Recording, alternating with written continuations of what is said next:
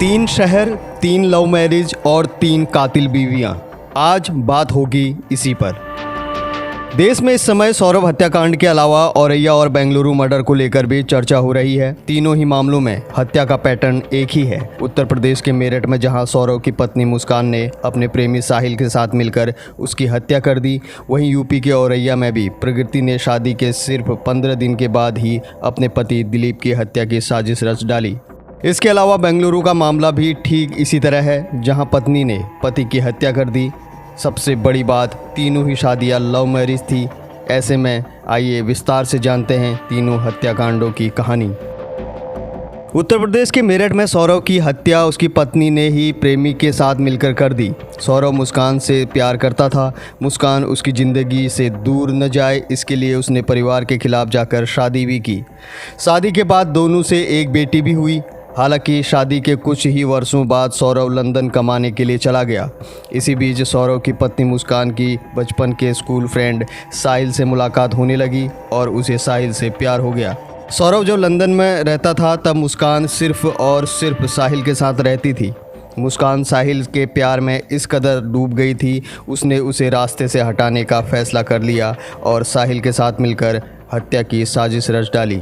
इसी बीच जब लंदन से सौरभ घर वापस आया तो मुस्कान ने सोते समय चाकू से वार कर दिया और फिर बॉडी के कई पार्ट्स कर दिए। इसके बाद साहिल की मदद से ड्रम में बॉडी के पार्ट्स रखकर उसे सीमेंट से जमा दिया। सबसे बड़ी बात, हत्याकांड को अंजाम देने के बाद मुस्कान प्रेमी साहिल के साथ घूमने हिमाचल प्रदेश चली गई। हालांकि सौरभ की हत्या के आरोप में पुलिस ने दोनों को गिरफ्तार कर लिया है। फिलहाल दोनों जेल में हैं। अब जानते हैं औरैया के प्रगति की कहानी।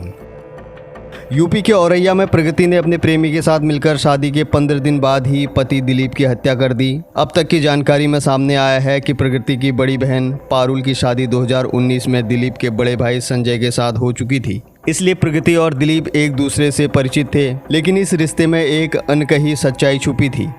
प्रगति का दिल पहले से ही किसी और के लिए धड़क रहा था। वह अनुराग यादव से प्रेम करती थी, जो उसके गांव का ही रहने वाला था। बताया जा रहा है कि जब इस रिश्ते की भनक परिवार को लगी तो आनन फानन में उसकी शादी दिलीप से तय कर दी गई। 15 मार्च 2025 को दोनों ने 7 फेरे लिए, लेकिन प्रगति के इरादे नहीं बदले। शादी के बाद भी उसका प्यार अनुराग के लिए जिंदा था। इसी प्यार के चलते उसने एक ऐसा रास्ता चुना जिसे सुनकर सब चौंक गए। प्रगति ने अपने प्रेमी अनुराग से मिलकर दिलीप को मारने की योजना बनाई और उसे मार दिया। अब बात करते हैं बेंगलुरु के लोकनाथ सिंह हत्याकांड की कहानी।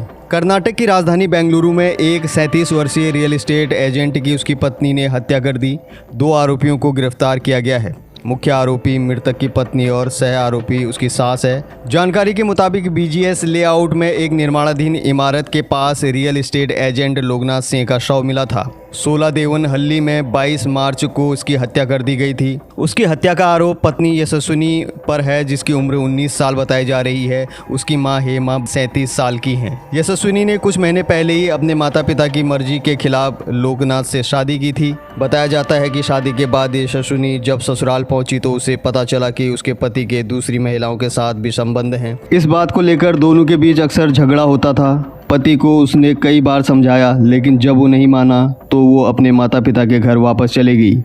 इसके बाद उसके पति ने घर वापस लौटने का दबाव बनाना शुरू कर दिया। इसे लेकर वो यशस्वी के माता पिता के साथ झगड़ा करता और उसको परेशान करता था। उसने अपनी पत्नी को धमकी दी थी कि यदि वो वापस नहीं लौटी तो उसकी माँ को अपने साथ घर लेकर जाएगा।